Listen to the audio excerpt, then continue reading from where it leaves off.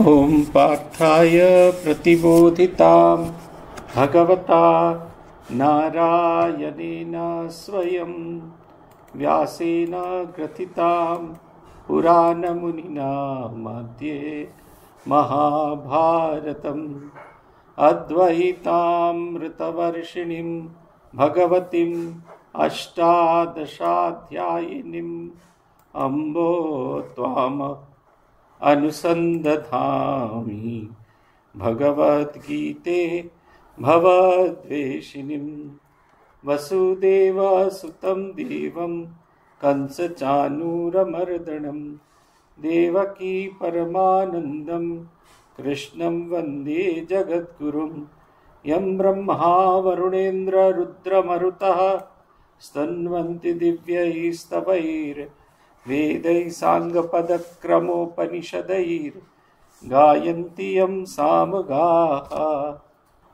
ध्यानावस्थिततद्गतेन मनसा पश्यन्ति यं योगिनो यस्यां तं न विदुः सुरासुरगणा देवाय तस्मै नमः। आज दिनটা খুব ঝামেলা দিয়ে শুরু হয়েছে। আজকে যে আমরা ক্লাস করতে পারবো সেটা আমার কোনো সম্ভাবনা ছিল না। শুরু হয়েছে যে দিন সকাল শুরু হয়েছে থানা পুলিশ দিয়ে। আজ ভোরবেলায় আমার কাছে ফোন এলো, আমাদের তো দুটো ক্যাম্পাস, এই রামহরিপুর আর অমরকানন থেকে একটি ছেলে গতকাল রাত্রিরে মধ্যরাত্রিরে পাঁচিল টপকে হস্টেলের ছেলে পালিয়ে গেছে। কোথায় গেছে সেটা জানা যাচ্ছে না, কিন্তু ছেলে মিসিং। সঙ্গে সঙ্গে ছুটলাম, যখন মাঝ রাস্তায় তখন শুনলাম ছেলেকে খুঁজে পাওয়া গেছে, থানার পুলিশরা তাকে তুলে নিয়ে গেছেন। এই একটা অদ্ভুত জিনিস আবিষ্কার করলাম। ছেলেটিকে যখন আবিষ্কার করা হয়েছে সে পুলিশদের গল্প বলছে, বাবাকে সঙ্গে নিয়ে বেরিয়েছি, বাবা আর আমি বেরিয়েছিলাম। মাঝরাত্রে কেন বেরিয়েছিলে? সকাল সকাল বাড়ি পৌঁছবো বলে। ছোট ছেলের কল্পনায় যতটা আসে সে ভুলেই গেছে মাঝরাত্রে এরকম বাবা আসে। আর যাই হোক, বাবা তো অন্তত বয়স বেশি, বাস ট্রাম কিছু নেই, বাস ট্যাক্সি কিছু চলছে না। এই সময় ছেলেকে নিয়ে তিনি যে বেড়াতে বেরোবেন না, এই জায়গাটাই সে ভুলে গেছেন। পুলিশকে বলেছে বাবার হাত ধরে বেরিয়েছিলাম, হাত ছেড়ে গেছে। সিনেমা দেখে তো, সিনেমার নানা গল্প টল্প শুনে তার কল্পনার জগৎ খুলতে আরম্ভ করেছে। তারপরে আমাদের যাওয়ার আগেই তার মামা গিয়ে পৌঁছে গিয়ে তাকে এই যখন পুলিশের ডায়েরি করাতে গেছে, তখন যিনি ডায়েরি নিচ্ছেন তিনি বললেন, আমাদের কাছে একটা ছেলে জমা পড়েছে, দেখুন দেখি ছেলেটি আপনার ভাগনা কিনা। তার মামা গিয়ে দেখলেন যে হ্যাঁ, সেটি তার ভাগনা। এইবার ছেলেটিকে কুটিয়ে কুটিয়ে জিজ্ঞেস করাচ্ছে, সে হস্টেলে থাকবে না, সে তার বাবার কাছে থাকবে। বাবার কাছেই থাকবে, এটা কোনো সমস্যা না। তার বাবা আসলে তার মাথার মধ্যে একটা ছোট্ট জিনিস ঢুকিয়ে দিয়েছেন। তার বাবা আমাদেরও বিদ্যালয়ের ছাত্র, আমাদের পুরুলিয়া রামকৃষ্ণ মিশন বিদ্যাপীঠের ছাত্র ছিল। যখন স্কুলে পড়তে আসে সেই বছর ওর মা মারা যায়। বাবা যেহেতু তখনকার দিনে অন্য জাতের অন্য ধর্মের মানুষকে বিয়ে করেছিলেন, অন্য জাতের মেয়ে, ধর্মের না, অন্য জায়গার বিয়ে করেছিলেন, তাই বোধে বাবাকে সবাই একাকী ফেলে দিয়েছিল। তাই ওর দাদু ওর বাবাকে স্কুল থেকে 7 বছর নিয়ে যেতে দেয়নি। আর না নিয়ে যেতে দেওয়ার যে তার যে দুঃখ, বাড়িতে না ফিরে যাওয়ার যে দুঃখ, এই ছেলেটিকে তিনি কখনোই স্কুল হস্টেলে ভর্তি করতে চাননি। কিন্তু ওই ছেলেটির বাবার 2টো কিডনি নষ্ট হয়ে গেছে, সেখানে ডায়ালিসিস চলছে, নানা রকম চলছে। একা মায়ের পক্ষে এই ছেলেটিকে নিজের কাছে রেখে তার বাবার এত পরিচিকিৎসা করা সম্ভব নয়। তাই আমাদের রামহরিপুর আশ্রমে ওর বাবারই এক সহপাঠী, সেও পুরুলিয়া রামকৃষ্ণ মিশনের ছাত্র, একজন খুব গুণী ডাক্তার, তার রিকমেন্ডেশনে আমাদের কাছে আসে যাতে আমরা দয়া করে ছেলেটিকে রাখি। ছেলেটি প্রথম থেকে তার বাবার যে কথাগুলো মাথার ভেতরে একদম ঢুকিয়ে দিয়েছিলেন, ওইখানে থাকলে আর 7 বছরের আগে বাড়ি ফিরে আসা যাবে না, নিজের প্রিয়জনদের কাছে আর ফিরে যাওয়া যাবে না। এই বছর থেকে সে হস্টেলে থেকেছে, ভীষণ অশান্তি করেছে পুরো পিরিয়ডটাই। আর এইবারে একবারে ভয়ঙ্কর অশান্তি। একটা ভিডিও দেখাচ্ছিল আমি যখন আশ্রমে ছেলেটাকে নিয়ে ফেরত এলাম, আমি ওর মামাকে বললাম লিখে দিন, লিখে দিয়ে ছেলেটাকে বাড়ি নিয়ে যান, পরীক্ষা যখন হবে তখন নিয়ে আসবেন, আমাদের রামহরিপুর গেস্ট হাউসে মায়ের সঙ্গেও থাকবে, গেস্ট হাউসে থেকে পরীক্ষা দিয়ে এবছর অন্য স্কুলে, বাড়ির কাছে স্কুলে ভর্তি করবে। তখন একটা অদ্ভুত ভিডিও ওখানকার ছেলেরা দারোয়ান দেখালো।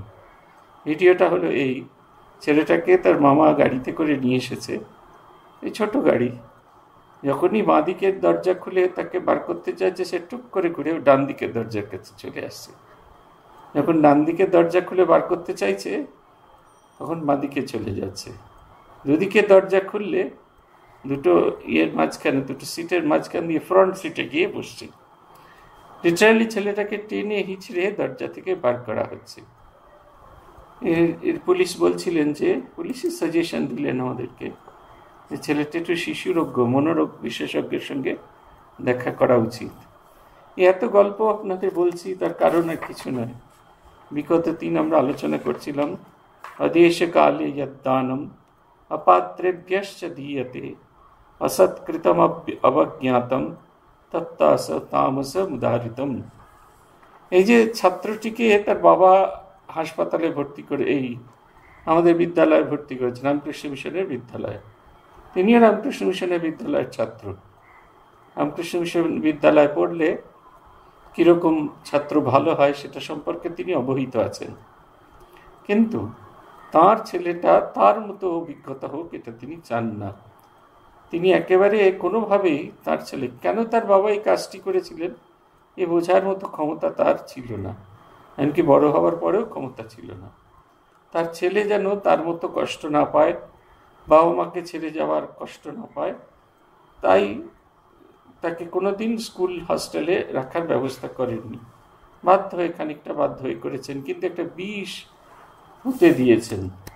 আমাদেরও দান যদি এরকম হয়, দান করছি কিন্তু আমাদের কোনো রকম তাতে কোনো সংস্কার থাকছে না। বলছেন অপাত্রে অসুচিত স্থানে অশুভ স্থানে অবজ্ঞা সহকারে আদৌ অভ্যর্থনা ভিন্ন সৎকার শূন্য যে দান, সেই দানকে তামস দান বলছি। এই যে ছাত্রকে চাইছি, বাবা চাইছে, আর বাহ্যিক দিক দিয়ে মনে হচ্ছে তার মা বারবার বলছেন দেখুন আমরা তো চেষ্টা করছি ছেলেটাকে উচ্চমানের শিক্ষা দেওয়ার জন্য, কিন্তু আদতে আমরা কিন্তু কেউ চেষ্টা করছি না ছেলেটা উচ্চমানের শিক্ষা পাবে কি পাবে না, এইটার একেবারেই ভাবছি না। আমরা কাজগুলো করছি, জগতের সকলের সামনে কাজগুলো করছি, মনে হচ্ছে যেন খুব উচ্চমানের কিছু একটা দেওয়ার চেষ্টা করছি, আদতে আমাদের দেওয়াগুলো সেরকম হচ্ছে না। তাই বলছে আমাদের যেরকম ইয়েতে আছে, তৈত্তরীয় উপনিষদে আছে, শ্রদ্ধয়া দিয়ম, যদি কিছু দেওয়ার থাকে শ্রদ্ধার সঙ্গে দেবে, অশ্রদ্ধয়া আদিয়ম রিয়া দিয়ম শ্রিয়া দিয়ম সংবিদা দিয়ম। যা দেবে তা অতি সামান্য হলেও ভয় ও শ্রদ্ধা, ভয় মানে ওই এই ভয়টা সেই রকম ভয় পাওয়া নয়, মানে এক ধরনের যে আমরা দেওয়ার সময় হাতটাকে এরকম করি, ওই যে দেওয়ার সময় যে এইটা সেই ভাবটি, মানে এতটুকু আমার যে উচ্চ ভাব তার থেকে যেন বিচ্যুত না হই, সেই ভয়টা থেকে আমরা স্কুলে ছেলেদের ভর্তি করে ফেলছি। মনে হচ্ছে যখন আমি পারছি না তখন রামকৃষ্ণ মিশন আছে, স্কুলে ছেলে ভর্তি হবে, আর হয়ে গেলে ছড়িয়ে দেবো। এই কয়েকদিন ধরে একজন বাংলাদেশি একজন আমাদের লিখে চলেছেন, আমার ছেলেটাকে ভারতের এই আপনাদের স্কুলটাতে ভর্তি করতে চাই। আমরা লিখলাম ছেলে এই স্কুলটা কেবলমাত্র ট্রাইবাল ছেলেদের জন্য, and for the tribal boys of local people of locality. তিনি লিখলেন তাহলে কি আমার ছেলে বাংলাদেশে বাস করে বলে কি সে আর রামকৃষ্ণ মিশন স্কুলে ভর্তি হতে পারবে না? এটা কোনো কথা হলো? এই হচ্ছে অবস্থা। বারবার চেষ্টা করছেন, ফোন করছেন। এই যে দেওয়ার সময় একটা উদ্ধত্ত, আদতে তার যোগ্যতা মান সেই আমাদের বিদ্যালয়ে পড়তে পারে কিনা সেই যোগ্যতা মানটা না দেখে যখন আমরা গ্রহণ করি কোনো কিছু, তখন সেই দানটা তামসিক দান হয়ে যায়। আজকের এই অধ্যায়ের শেষ কয়েকটি শ্লোক আমরা পড়বার চেষ্টা করব। আমরা দেখবেন আমাদের খুব পোড়া দেশ তো, মেয়েদের ওম বলা বারণ। কেন বারণ আমি জানি না, কিন্তু মেয়েদের ওম বলা বারণ। আবার অব্রাহ্মণদের ওম বলা বারণ। আমরা দেখি অনেক সময় ওই বিভিন্ন জায়গায় হয়তো গাড়ি থেমেছে বা কোনো জায়গায় উদ্বোধন করতে গেছি, সেখানে মন্ত্র বলা আছে নমো বিষ্ণু নমো বিষ্ণু নমো বিষ্ণু, ওম বিষ্ণু কোনো জায়গায় ব্যবহার হচ্ছে না। আমরাও মেনে নিই, নমো বিষ্ণু বললে আমরাও নমো বিষ্ণু বলি, আমরা ওম বিষ্ণু বলি না। এই যে কেন এটার প্রয়োজন, কেন এই শব্দগুলো ব্যবহার করা হয়, ভগবান এই একবার অন্তিম শ্লোকগুলোতে সে বিষয়ে আলোচনা করছেন। বলছেন ওম, আমরা 23 নম্বর শ্লোক পড়ব। ওম তৎসদিতি নির্দেশ ব্রহ্মণ স্ত্রিবিদ স্মৃত ব্রাহ্মণাস্তেন বেদাশ্চ যজ্ঞশ্চ বিহিতা পুরাহ। ওম তৎসৎ এই মন্ত্রের দ্বারা, ইতি এই, ব্রহ্মণ ত্রিবিধ নির্দেশ পরব্রহ্মের এক, বলছেন ওম তৎসদিতি নির্দেশ ব্রহ্মণ ত্রিবিধ স্মৃত, ব্রহ্মের পরব্রহ্মের এই যে 3টি নাম ওম তৎসৎ, এই যে 3 প্রকার নাম দিয়ে স্মৃত কথিত হয়, তেন ব্রাহ্মণ চ বেদা চ যজ্ঞ পুরা বিহিতাঃ। এই 3টি নাম ব্রহ্মের প্রকাশিত আছে, স্থির করা আছে। ওম তৎসৎ এই নির্দেশ হতে যজ্ঞে পুরাকালে বেদজ্ঞ ব্রাহ্মণ বেদ এবং যজ্ঞের যাবতীয় ক্রিয়া সৃষ্টি করছে। দেখবেন বৈদিক মন্ত্র আপনারা অনেকেই পাঠ করেন, দেখবেন তার আগে এই কথাগুলি বলা, এটা বলতে হয় বলে প্রিন্টেড থাকে না, ইদানিং কোথাও দেখি প্রিন্টেড থাকে। ওম তৎসৎ, হরি ওম তৎসৎ যখন শেষ করছি এই ওম তৎসৎ কথাটা আমরা ব্যবহার করে থাকি। তাই বলছেন ওম তৎসৎ এই 3টি হচ্ছে পরব্রহ্মের নাম বা বেদ। আমরা উপনিষদের এখানে দেখব, এখানে রেফারেন্স দেওয়া আছে, উপনিষদেতে দেওয়া আছে, ছান্দোগ্য উপনিষদে আছে ওমিত্তাক্ষরম পরমাত্মানো অভিধানম নির্দিষ্টম। ওম এই শব্দটি পরমাত্মার অতি নিকটবর্তী নাম, মানে ব্রহ্মকে, পরমাত্মাকে আমরা প্রকাশ করতে পারি না, তাই তাকে প্রকাশ করার সবচেয়ে কাছের, মানে যেটা দিয়ে বোঝাতে পারি আমরা তাকে, সেইটি হলো ওম। এই ওম, তারপরে সাথে তৎসৎ, এই তত্ত্বমসি, এই তৎসৎ থেকে তত্ত্বমসি থেকে তত্ত্বটা এসছে, তুমি সেই, অর্থাৎ তুমি সেই পরব্রহ্ম। সदैव সৌমেদগ্রম আসিত, এটাও ছান্দোগ্য উপনিষদ থেকে নেওয়া হয়েছে। হে সৌম, সৃষ্টি পূর্বে এই তৎসৎ স্বরূপ ব্রহ্ম, প্রজাপতি ব্রহ্মা এই 3 মন্ত্র যোগে পরব্রহ্মকে স্মরণ করলেন এবং তা দিয়ে ব্রাহ্মণ বেদ যজ্ঞ সৃষ্টি করেছেন। এই যে ওঙ্কার, এই ওঙ্কারের শব্দের 3টি ভাগ আছে। এই ওঙ্কার হচ্ছে ওম ইতি ব্রহ্ম এরূপ বললে, এখানে ওম হলো পবিত্রতার প্রতীক। হিন্দু, বৌদ্ধ, জৈন সমস্ত ধর্মমতে এই ওম এই ব্রহ্মের প্রতীক, এই পরম শ্রদ্ধার সঙ্গে এটিকে রাখা হয়। ওম শব্দটি এত পবিত্র, এটিকে দিয়ে পুটিত করা হয়। যে কোনো গায়ত্রী মন্ত্র ওমকার দ্বারা পুটিত হয়। গায়ত্রী মন্ত্রটি হচ্ছে এই ভূর্ভুবস্য তৎসবিতুর্বরেণ্যম ভর্গো দেবস্য ধীমহি ধিয়ো ইয়ো ন প্রচোদয়াৎ, এটি হচ্ছে গায়ত্রী মন্ত্র। কিন্তু এই গায়ত্রী মন্ত্র ততক্ষণ অবধি এটা পবিত্র হয়, ততক্ষণ অবধি এটি জপ করার যোগ্য হয়, ততক্ষণ অবধি এটি স্মরণ করার যোগ্য হয়, যখন এটায় আরো 2টি শব্দ দ্বারা চিহ্নিত করা হয়, ঢাকা হয়। এই ঢাকা করা দেওয়া হয় 2টো শব্দ দিয়ে, একটা হচ্ছে সামনে হচ্ছে ওঙ্কার, পেছনে হচ্ছে ওঙ্কার। এই ওঙ্কার দিয়ে কভার করে দেওয়াকে বলা হয় পুটিত। পুটিত গায়ত্রী ওম ভূর্ভুবস্য তৎসবিতুর্বরেণ্যম ভর্গো দেবস্য ধীমহি ধিয়ো ইয়ো ন প্রচোদয়াৎ ওম। এই যে রঙ্গনাথানন্দজি যখনই কোনো বক্তৃতা শুনবেন, সেই বক্তৃতায় যদি তিনি গায়ত্রী রেফারেন্স দিয়ে থাকেন, উনি একেবারে খুব ডিস্টিংটিভলি এই মন্ত্র আর এই ওঙ্কারকে আলাদা আলাদা করে উচ্চারণ করেছেন। ওম স্থাপকায় চ ধর্মস্য সর্বধর্মস্বরূপিণে, এই যে মন্ত্র বলার সময় ওম স্থাপকায় চ বলি আমরা, বেলুড় মঠে যখন আমাদের শেখানো হলো, ট্রেনিং সেন্টারে গানটি শেখানো হলো, তখন এগুলো খুব পরিষ্কার করে বলে দেওয়া হলো, আলাদা করে ওমটা উচ্চারণ করবে। এটা আলাদা করে একটা ভাবকে ক্যারি করে থাকে।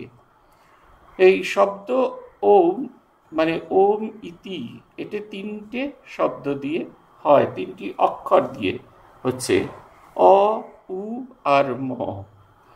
এই তিনটি বর্ণ যুক্ত হয়ে এই ওম শব্দটা সৃষ্টি হয়েছে। অ শব্দটি হচ্ছে শক্তি, সৃষ্টি শক্তি। উ শব্দটি হচ্ছে স্থিতি শক্তি এবং ম শব্দটি হচ্ছে সংহার বা লয়কারী শক্তি। আমাদের তিনটি শক্তি আমাদের জীবনে কাজ করে। একটি ব্রহ্ম, একটি বিষ্ণু, ব্রহ্মা, একটি বিষ্ণু এবং একটি হচ্ছে মহেশ্বর। ব্রহ্মা সৃষ্টি করেন এবং বিষ্ণু আমাদের পালন করেন, আর শিব আমাদের, মহেশ্বর আমাদের সংহার করেন। কিন্তু এই তিনটি ভাব, এই তিনটি জিনিসকে একসাথে প্রকাশ করার সহজ পদ্ধতি হচ্ছে এই। একটি শ্লোকায় বলা আছে, অকারো জ্ঞায়তে ব্রহ্মা, উকারো বিষ্ণুরুচ্যতে, মকারস্তু মহেশ্বর, ওঙ্কারো হি ত্রয়াত্মক। এই ত্রয়াত্মক তিনটি শক্তিযুক্ত বলছেন, অকারের দ্বারা ব্রহ্মাকে বোঝা যায়, উকারের দ্বারা বিষ্ণুকে বোঝা যায় এবং মকারের দ্বারা মহেশ্বরকে বোঝা যায়। এই তিনটি নাম মিলিত হয়ে ওঙ্কার বা পরব্রহ্মকে বলা হচ্ছে। এই দেখবেন আমরা শুরু করেছিলাম ওম তৎসৎ, যে পরব্রহ্মকে বোঝার সবচেয়ে কাছাকাছি যে অর্থ, সেটি হচ্ছে ওঙ্কার। এই যে তিনটি শক্তি, তিনটি ক্রিয়া আমাদের ভেতরে কাজ করছে, এই তিনটি শক্তি যার থেকে সৃষ্টি হচ্ছে। একই মানুষ, তিনি সৃজন করছেন, একই মানুষ পালন করছেন, একই মানুষ সংহার করছেন, আমরা মানুষের ভেতরে দেখতে পাই না। আপনার মা আপনাকে সৃজন করলেন, তিনি আপনাকে ধারণ করলেন। আপনার শুধু একা মায়ের দ্বারা আপনাকে ধারণ করা হয় না, সেখানে আরো একটা শক্তির প্রয়োজন আছে। আপনাকে এই জগৎ সংসারে পৃথিবীতে নিয়ে এসে পালন করলেন তিনি, সেটাও একা শক্তিতে হয় না। আবার যদি মারতে হয়, আপনাকে হনন করতে হয়, সেটাও একা মায়ের দ্বারা হবে না। তাই ব্রহ্মের কাছাকাছি একটি শক্তির কথা বলছেন। দেখবেন আমাদের মানবীয় গুণ যেখানে থেমে যায়, আমাদের মানবীয় লিমিটেশন যেখানে থেমে যায়, সেইখান থেকে ব্রহ্মের অনুভূতি শুরু হয়। আমরা সাধারণ যতটা চিন্তা করতে পারি তার উপরের একটি অবস্থা। আপনাদের মধ্যে অনেকেই বিড়লা তারামণ্ডলে গিয়েছেন, যদি না গিয়ে থাকেন কখনো কখনো যাওয়ার চেষ্টা করুন। বিড়লা তারামণ্ডলে যখন আপনি যাবেন, তখন দেখবেন একটা সিনেমা হলের মতোই, আপনারা যেরকম সিনেমা হল দেখেন সেরকমই, কিন্তু চক্রাকারে বসার ব্যবস্থাটা, আর পেছনের সিটটা এরকম ঠেললেই পেছন দিকে চলে যায়। যে সিনেমা হলে কি আমরা যেমন সিনেমা দেখি সামনে দেখি, এখানে সিনেমা হলটা ওপরে রয়েছে। এই যখনই যে মুহূর্তে আমরা যেভাবে বসি, সেই বসা থেকে বেরিয়ে এসে অন্যরকমভাবে বসছি, তখন ওই ওপরের পৃথিবীটা খুলে যায়। তখন নানা রকম আলো দিয়ে, আলোকবর্ষ, নানা রকমের জিনিস, শালির ধূমকেতু, এইসব জিনিস দেখানো হয়। তখন মনে হয় যে এটা একটা অন্য একটা জগৎ। কিন্তু দেখুন আমাদের হিউম্যান লিমিটেশন, যেভাবে আমরা বসি, যেভাবে আমরা দেখি, এইটাকে যখন আমরা ছেড়ে দিই, তখন তার পারে যে অবস্থা, সেইটা হচ্ছে ওই নতুন পৃথিবীটা। এটাও ঠিক তাই, যতটা আমরা কল্পনা করতে পারি, সৃষ্টি কল্পনা করতে পারি, পালন কল্পনা করতে পারি এবং ধ্বংস কল্পনা করতে পারি, এই ত্রিবিধ শক্তি যার ভেতর দিয়ে প্রকাশিত হয়, অথচ যাকে উচ্চারণ শুধু ওঙ্কার ছাড়া আর অন্য কোনো কিছু দিয়ে যাকে বোঝানো যায় না, তিনি হলেন পরব্রহ্ম। তৎ বলতে সেই পরম সত্তা বা পরম সত্যকে বোঝায়, যা এই পরিবর্তনশীল জগতের পেছনে রয়েছে।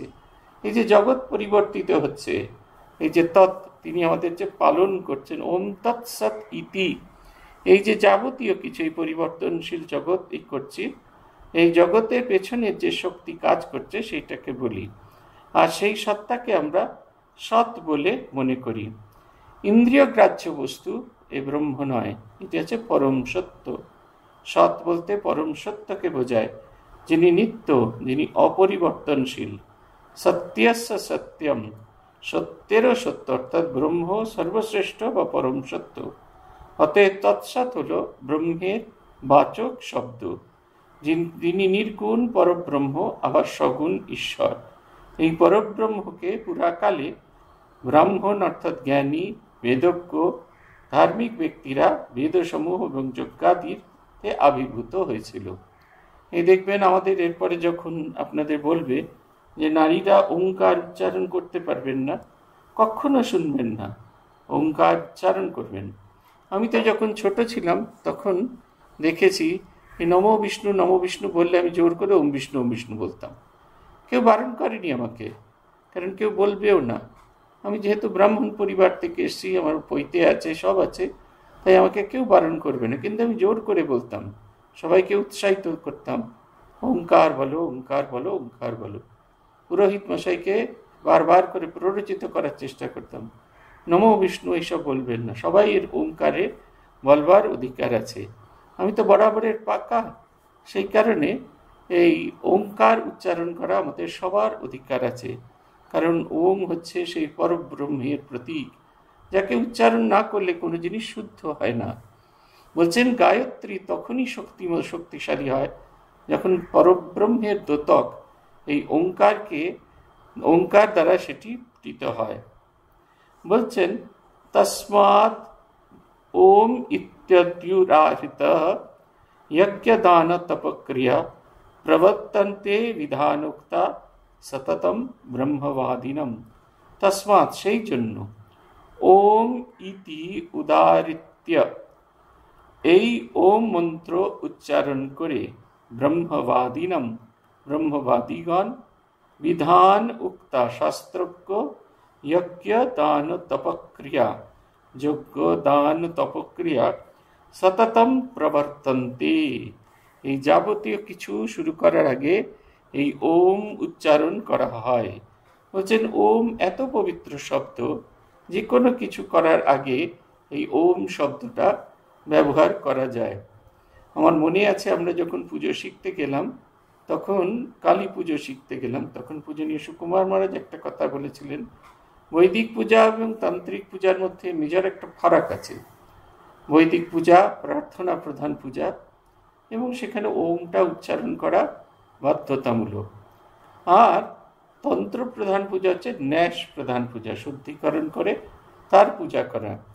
তারপরে যেটি উনি বলেছিলেন, এতে ওঙ্কার বলা বাধ্যতামূলক নয়, বীজ মন্ত্র উচ্চারণ করতে হয় সবার আগে। তিনি বলতেন তবু আমি সবাইকে বলবো, বীজ উচ্চারণ করলেও ওঙ্কার অবশ্যই উচ্চারণ করতে হবে। আমরা যেরকম জগদ্ধাত্রী পূজা করতাম, দুং ওং এষ গন্ধ শ্রীমৎ জগদ্ধাত্রী দুর্গাই নমঃ। যেহেতু তান্ত্রিক পূজা, তাতে আগে বীজ মন্ত্র উচ্চারণ করতে হয়, তাই দুং শব্দটা দুং বীজ মন্ত্র উচ্চারণ করে। কিন্তু যখন মন্ত্রোচ্চারণ করছি, সেটাকে আহুতি দিচ্ছি, তখন তার ওখানে একটা ওং শব্দ ব্যবহার করা হতো। দুং ওং এষ গন্ধ জগদ্ধাত্রী দুর্গা ওই নমঃ, সেই কথাই এখানে বলছেন।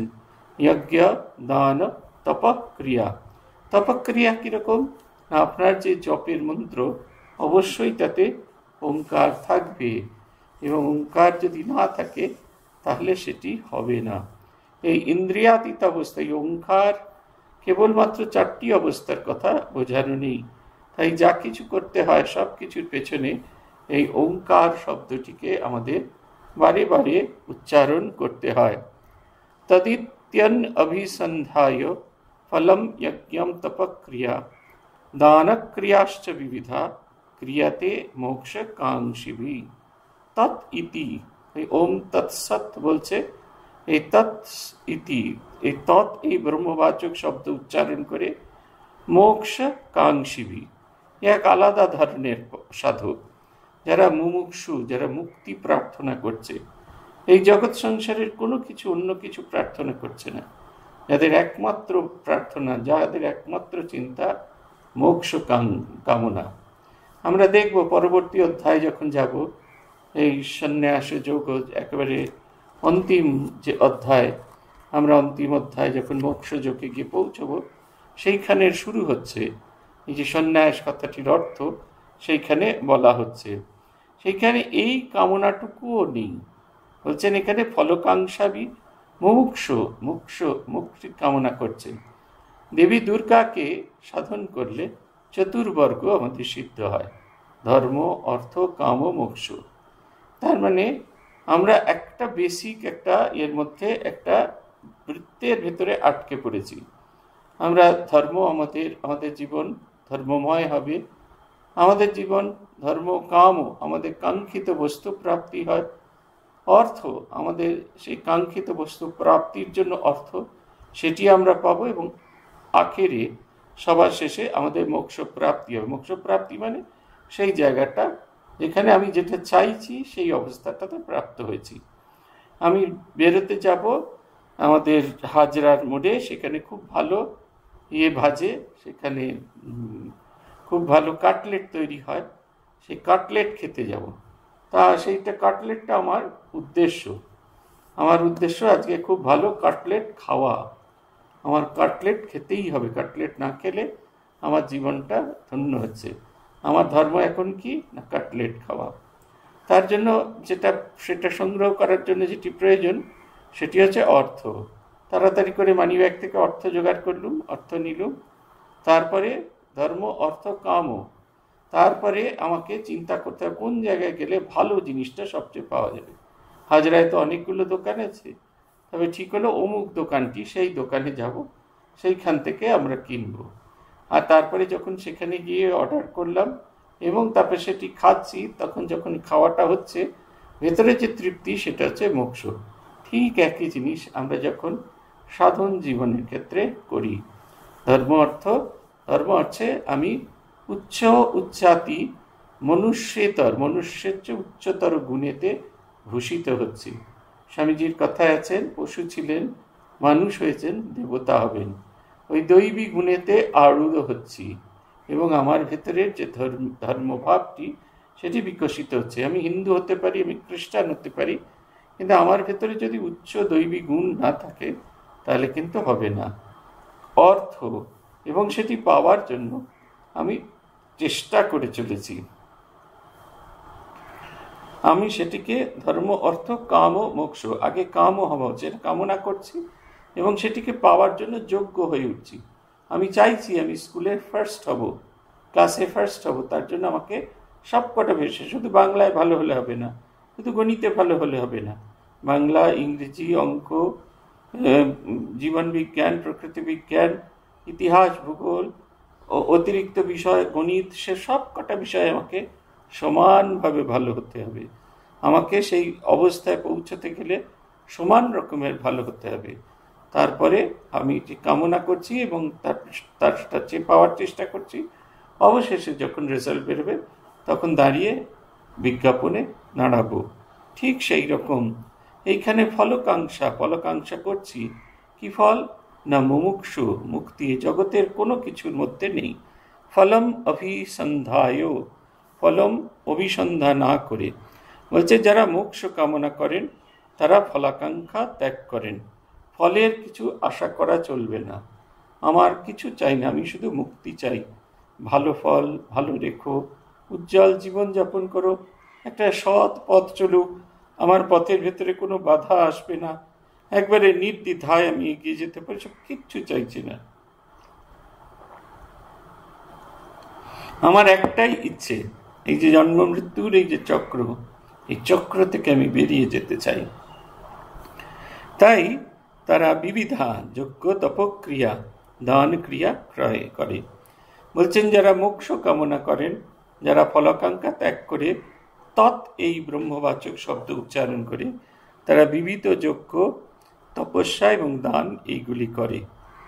পরের শ্লোকে বলছেন, সদ্ভাবে সাধুভাবে চ সদিত্যেতা প্রयुच्यते প্রশস্তে কর্মণি তথা সৎশব্দ পার্থ युज्यते। হে পার্থ, সদ্ভাবে অর্থাৎ বর্তমানে আছে এই বিদ্যমানতার জন্য, সাধুভাবে শ্রেষ্ঠ, সদ্ভাবে এবং সাধুভাবে অর্থাৎ সব কিছু বোঝানোর জন্য যখন এই শব্দটাকে ব্যবহার করা হয়, এতৎ প্রযুজ্যতে তথা প্রশস্তম কর্মাণি সৎ শব্দ युज्यते।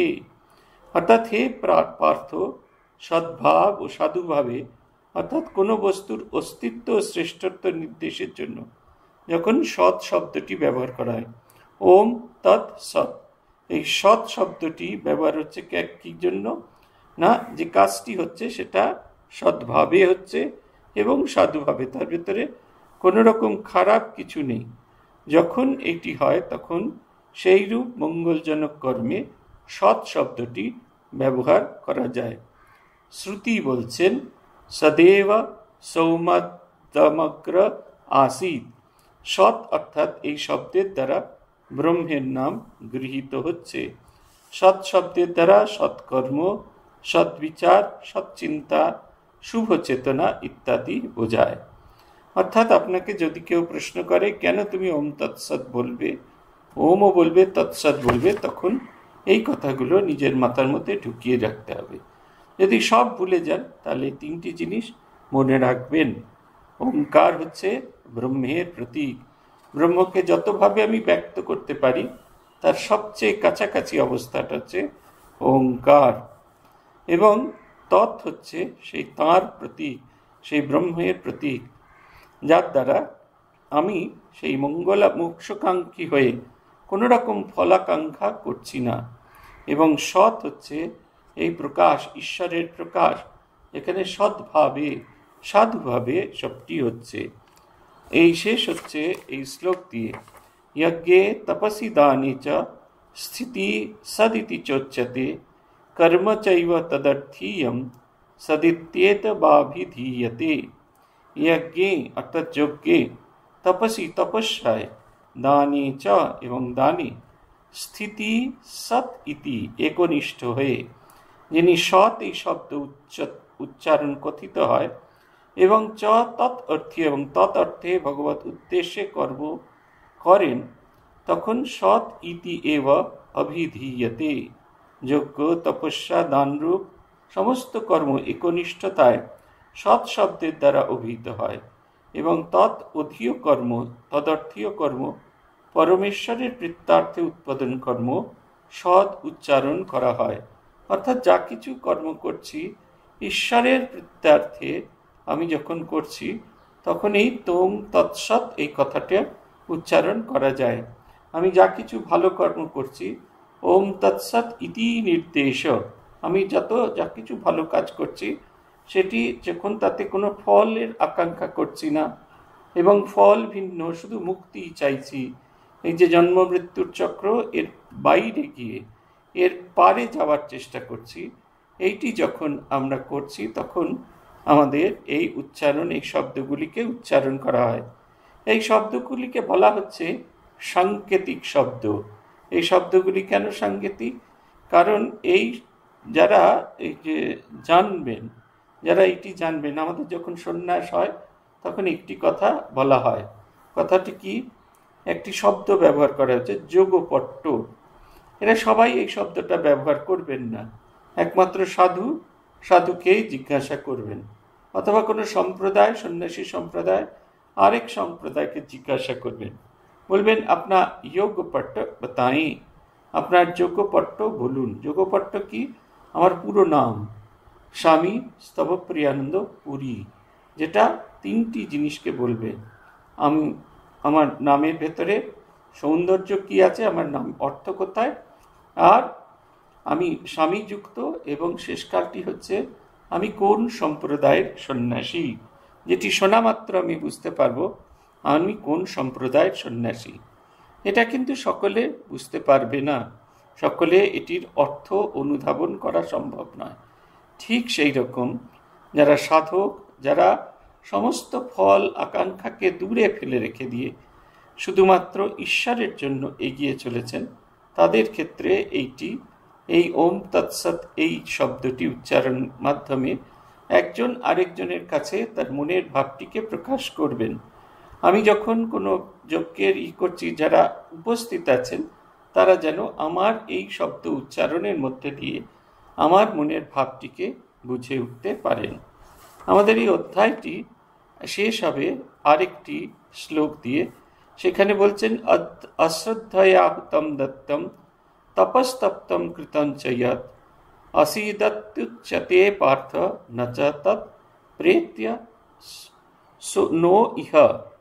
হে পার্থ, অশ্রদ্ধার সঙ্গে, অশ্রদ্ধাপূর্বক ইয়ৎ হুতম, যে হোম কর্ম, যে দান, দত্তম দান করা হয়, ইয়ৎ তপঃ তপ্তম, ইয়ৎ ইয়ে কৃতম অসৎ ইতি উচ্যতে তৎ ন ইহ ন প্রেত্য।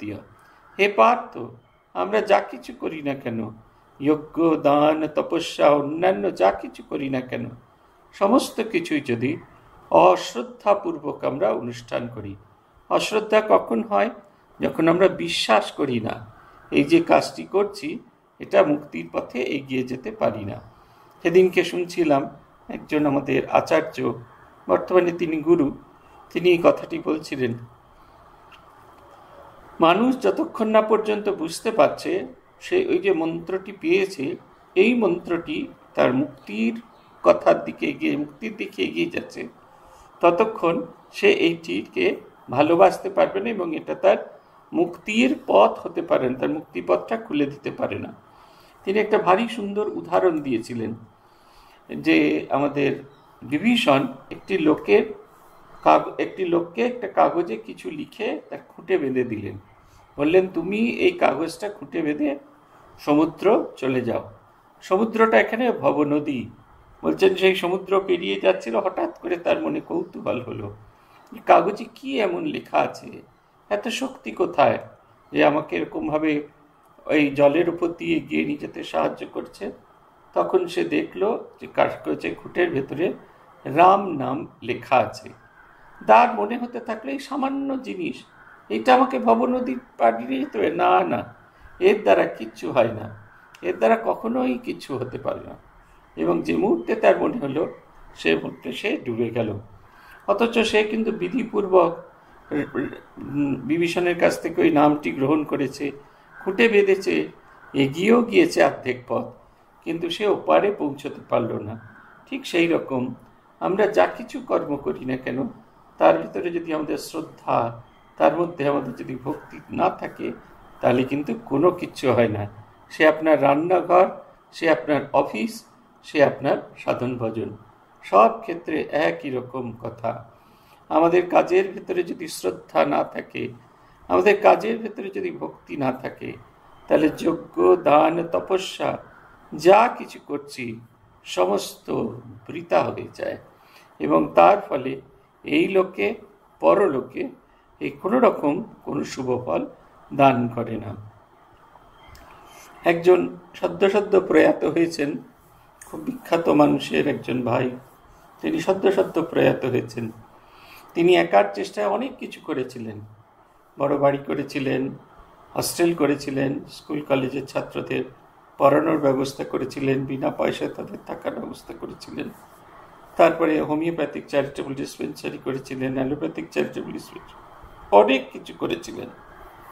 কিন্তু সবটুকু নিজের মত অনুযায়ী, জগৎকে অশ্রদ্ধা করে, সবাইকে দেখানোর জন্য, দেখো আমি কি করতে পারি, তিনি এত কিছু করলেন, এত কিছু প্রসপ্যারিটি হলো, কিন্তু আদতে শেষকালে এসে তিনি বড্ড একা পড়ে গেছেন, হাঁপিয়ে উঠছেন, করতে চাইছেন, পারছেন না, তখন সময় পেরিয়ে গেছে। শুরু থেকে এই ভাবটিকে আমাদের মধ্যে জাগিয়ে রাখতে হবে। যা কিছু করি না কেন, যা কিছু দিই না কেন, আমার যা কিছু কর্ম সব কিছু যেন শ্রদ্ধাপূর্বক হওয়া চাই। যদি শ্রদ্ধাপূর্বক না হয়, তাহলে সমস্ত কিছু মিথ্যা হয়ে যাবে, তুচ্ছ হয়ে যাবে, সাধারণ হয়ে যাবে। আজ এই পর্যন্ত। ওম প্রণতানাম প্রসীদত্বম দেবী বিশ্বার্তিহারিণী त्रैलोक्यवासिनामित्ये लोकानां वरदा भव। ओम शांति, ओम शांति, ओम शांति। हरि ओम तत्सत। श्री रामकृष्णार्पणमस्तु।